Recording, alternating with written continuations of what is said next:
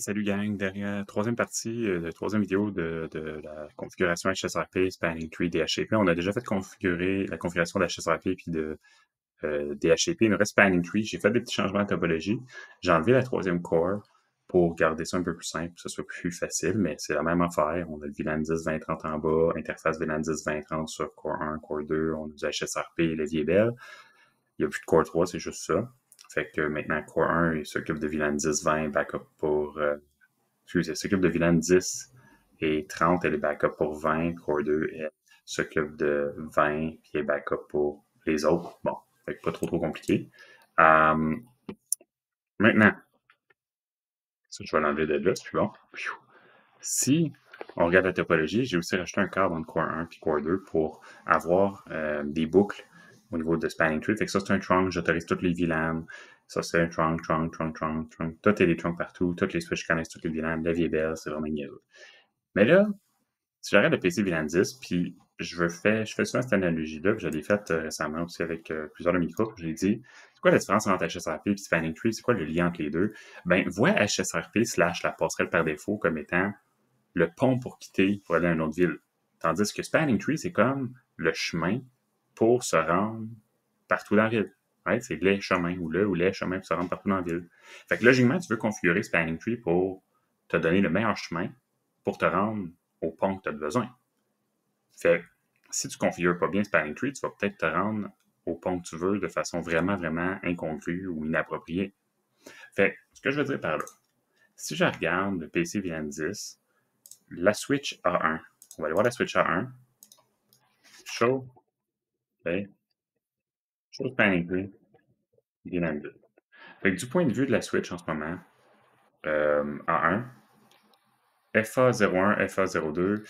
F02, c'est le port racine. Port F01, il est alternatif. C'est correct. Ça veut juste dire que du point de vue de A1, le port qui est priorisé, c'est celui vers la switch D2. C'est correct. C'est pas un chemin plus ou moins long. Ça fait du sens. T'sais, le meilleur chemin, là, si on regarde, ça serait A1 vers la switch D1 vers Core 1, qui est le routeur pour le VLAN 10, ou A1 vers D2 vers Core 1. Fait que c'est, on fait deux tronçons, deux sauts, c'est toute la même vitesse, logiquement. Là, on passe au travers de deux câbles, puis on est arrivé à notre destination. Fait que jusque-là, c'est encore logique. Maintenant, allons sur D2. On sait que c'est le prochain tronçon, c'est le prochain port. Chose Spanning Tree, VLAN 10. Ben là, c'est quoi le port, c'est quoi le chemin qu'il prend? Pour le VLAN 10, le port F02, qui est le port vers en bas, il est désigné. Le port F01, il est désigné, qui est le port vers la switch 1, ça fait du sens. Le port F03 vers la core 1, il est alternatif et qui est bloqué. F04 qui est vers la core 2, il est root. Puis F05, il est désigné. Fait que ça veut dire quoi, ça? C'est que en ce moment, PC VLAN 10 veut parler à la Core 1 qui est sa passerelle par défaut. C'est lui le gagnant pour le VLAN 10. C'est lui qui est le standby, qui est l'adresse virtuelle. Il passe par A1. Ensuite, il s'en va à A2. Puis après ça, il s'en va où? Ben, il ne peut pas aller à D1. Il ne peut pas passer par Core 1 direct. Le câble est bloqué. Il n'a pas le choix d'aller à Core 2. Qu'est-ce qu'il fait après? On va aller voir. Bing, bing, bang. Oh, Spanning Tree, VLAN 10. Ben là, il n'y a comme pas le choix. Regarde. This bridge is the route. Fait qu'en ce moment, pour le VLAN 10, puis pour le VLAN 20, puis pour le VLAN 30, c'est Core 2, le root bridge. C'est lui qui gagne. Ça veut dire que le meilleur chemin, c'est toujours le chemin vers Core 2. Fait que là, si on regarde, mon PC, ça marche. Il y a une adresse IP, les est belle, mais si je fais un ping du PC VLAN 10 vers ping 592.168 10.1, qui est la passerelle par défaut, ça marche, le ping marche. Allons voir c'est quoi le chemin qu'il prend quand on fait ça. OK? Je refais mon ping. Regardons le chemin pour que tu comprennes pourquoi Spanning Tree est vraiment important pour notre topologie. Ça s'en va à 1. Ça s'en va à D2 parce que le root port, c'est le port vers D2. Ça s'en va, bon, là, ça fait une diffusion, là, on s'en fout. Logiquement, à la fin, ça s'en va à 1, ça s'en va à Core 2, puis aux deux autres switches, mais ça va être abandonné. Ça s'en va à Core 1, ça revient. OK? Fait que logiquement, le trajet que prend le paquet, c'est PC VLAN 10, A1, D2, Core 2, Core 1, revient, comme ça, puis il fait le chemin inverse. On voyait des diffusions parce que les commutateurs n'avaient pas les adresses dans leur table d'adressage, mais c'est pas grave. Mon point, c'est qu'il prend un chemin vraiment niaiseux, là. Il fait un gros détour. Puis c'est la même affaire pour les autres VLAN, tout dépendamment. Fait que moi, je veux configurer quoi? Ben, je veux configurer Spanning Tree pour qu'il prenne le meilleur chemin. Puis souvent, le meilleur chemin, ça va être le chemin vers la sortie du réseau qui est la passerelle par défaut. Fait que logiquement, là, pour le PC, pour le VLAN 10, le meilleur chemin, c'est le chemin vers la Core 1. C'est lui c'est lui le routeur HSRP. Tu sais, si je fais do, show, standby brief, c'est pour ça que j'installe un lien entre les deux. VLAN 10, ici. VLAN 10, c'est lui qui gagne. VLAN 20, c'est l'autre, c'est Core 2. Puis VLAN 30, c'est lui qui gagne. Fait que logiquement, là, moi, je veux que pour le VLAN 10 puis 30, là, que le meilleur chemin, ce soit le chemin vers la Core 1. Puis je veux configurer l'inverse, le backup, pour m'être sûr que ça passe à la bonne place. Fait que là, je t'explique. Je vais aller configurer Core 1 comme root bridge. En ce moment, c'est qui le root bridge? C'est Core 2 parce qu'il y a l'adresse MAC la plus basse, puis c'est tout. Ce que je vais faire, c'est Spanning Tree VLAN 10, Priority. Puis là, je vais mettre 28 672. OK. Je vais faire la même affaire pour le VLAN 30. Fait que là, qu'est-ce qui va se passer? On va aller voir ça. Si je refais ma vérification. A1, show Spanning Tree VLAN 10.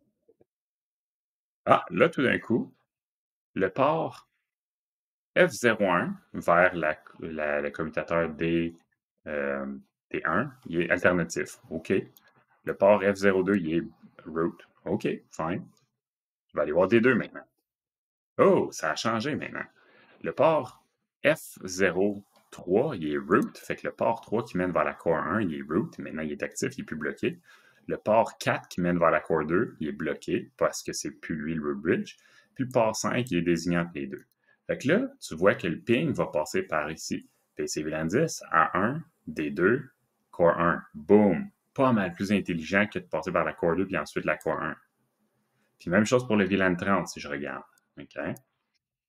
Tandis que pour le VLAN 20, ben, est-ce que je veux qu'il passe par là? Non. Fait que ce que je vais faire, c'est compter 28 VLAN 10, le VLAN 20, priority, 28 672. Fait que là, je viens de m'arranger pour que Core 1 ait le root bridge pour le VLAN 10 puis 30, Core 2 ait le root bridge pour le VLAN 20. Ça fait du sens. On va les appeler do show spanning tree VLAN 10. Le root bridge, c'est il est branché au port 104 du voisin, c'est lui. Pour le VLAN 20, ça dit this bridge is the root. Fait que le VLAN 20, c'est lui. Puis le VLAN 30, ça va être le port relié à 104, c'est lui ici. Fait que 10 puis 30, c'est Core 1, 20, c'est Core 2. Là, tu dis, OK, j'ai fini. Puis là, c'est ça qu'il ne faut pas t'oublier. Il ne faut pas oublier de configurer le backup. Parce que là, si Core 1 tombe en panne, mettons que Core 1 explose, OK, regarde bien ça. Do right, man. Puis là, je fais juste aller dans Core 1, physique, j'enlève le power supply. Boom, il n'y a plus rien qui marche. Ben là, je suis peut-être chanceux dans mon cas. Ça va peut-être être Core 2 qui va être le root bridge. Mais qu'est-ce qui arrive si le root bridge, ça devient un autre switch? Encore une fois, le chemin pourrait être pris pour être un chemin complètement farfelu. Fait que si le chemin qui est actif, c'est pas le chemin vers la Core 2, là, j'ai juste 2 cores, fait que c'est sûr que ça marcherait, c'est sûr que ça va être la Core 2 qu'on va passer par là ultimement, puis ça va être logique, mais je veux pas prendre un chemin vraiment incongru juste pour me rendre à la Core 2. Fait qu'il faut que tu configures c'est qui le backup, comme tu fais avec HSRP. Tu dis Core 1, c'est le routeur actif, puis backup pour un autre, vice-versa pour l'autre. Fait que moi, ce que je vais faire, là, puis c'est ce que je vous recommande toujours, comme ça tu peux être sûr que tout est bien configuré, c'est configure ton réseau de cette façon-là. Là, je vais juste avancer le temps. OK. Core 1, on va aller voir les configs spanning tree qu'on a fait. Enable, show, spanning tree, show run, type include, spanning tree. On va même faire ça. Fait que j'ai juste configuré VLAN 10, 30, la priorité qui était plus basse, c'est tout. Fait il gagne pour 10 puis 30, c'est tout. Core 2, tout ce que j'ai fait, c'est do, show, run, type, include, spanning tree. Bon. Fait que j'ai juste mis une priorité plus basse pour le VLAN 20.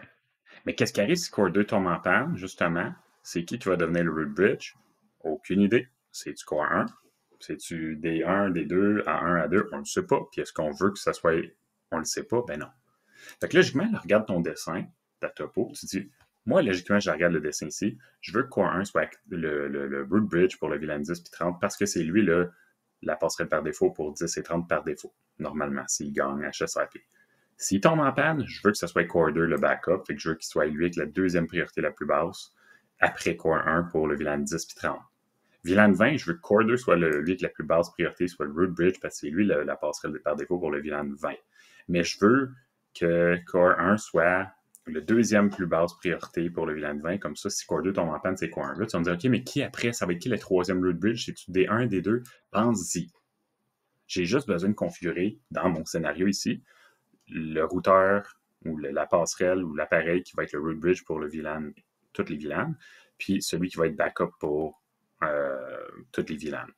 Pourquoi? J'ai juste besoin d'un routeur de deux priorités, puis de un qui est le principal, un qui est le backup. Ben, si Core 1 tombe en panne, il reste juste Core 2. Si Core 2 tombe en panne, fait que mettons Core 1 et Core 2 tombent en panne, y a-tu un but d'avoir un troisième root bridge? Moi, si Core 1 et Core 2 tombent en panne, aucun PC peut avoir d'IP, puis aucun PC peut quitter le réseau. Fait que tu veux juste t'assurer de savoir en tout temps par où le trafic va passer au niveau du spanning tree pour quitter ton réseau. Fait que tu veux juste configurer les priorités conformément au nombre de passerelles que tu as. Fait que si j'aurais 3, puis ça c'est super important, écoute bien, si j'aurais 3 passerelles par défaut, 3 cores, ben je voudrais avoir 3 priorités, 3 niveaux de priorité. Le root bridge, le secondary, le third root bridge. Comme ça, je sais c'est par où qu'on passe en premier, en deuxième, puis en troisième. Si les 3 root bridge tombent en panne, logiquement, il n'y a plus aucune manière de sortir du réseau. Fait que pour un réseau de campus, c'est comme ça que tu devrais faire. Là, c'est plus avancé que ce que vous devriez comprendre, vous devriez voir dans le CCNA, mais je pense que c'est intéressant de pouvoir le voir. Fait que si tu réussis à comprendre ça, fantastique. Fait que je le fais, OK? J'ai mis une priorité 28 672, mais là, ça marche-tu 28 672? Ben non, parce que si je veux mettre une priorité un petit peu plus haute, mais pas plus basse que Core 1 sur Core 2, j'ai pas de choix parce que 32 768, c'est la prochaine priorité. Fait que, si on regarde, config, spanning tree, VLAN 10 et 30, priority, mettons que je vais mettre un chiffre par rapport, regarde, c'est 32 768 la priorité par défaut, j'ai mis 28 672.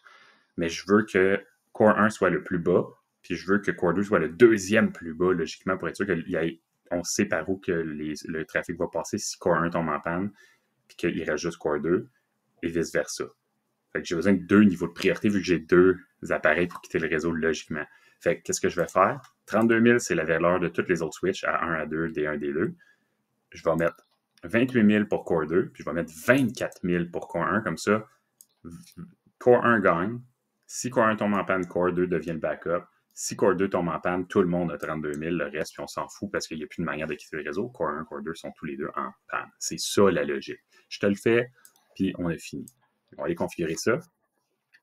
Fait qu'on va mettre 24 576 pour 10 et... Pas 10 et 20, 10 et 30. Oups. 10 et 30. Et VLAN 20, justement, qu'est-ce qu'on va mettre? Ben, on va mettre 28 672. Comme ça, Core 1 a une priorité de 24 000 qui est le plus bas de toutes les switches pour 10 et 30, mais 28 000 qui est plus bas que toutes les switches, sauf Core 2 qu'on va aller configurer. Core 2, qu'est-ce qu'on va faire? Ben, c'est presque la même chose. Spanning tree, VLAN 20, ça va être 24 572,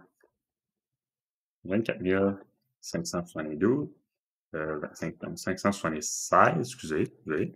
Puis ensuite de ça, 28 672 pour 10 et 30. Fait que là, si tu regardes la logique, ça fait vraiment du sens. Core 1, Core 2, si je les mets côte à côte, ben, Core 1 a la plus basse de toutes les priorités pour 10 et 30, la deuxième plus basse priorité pour 20.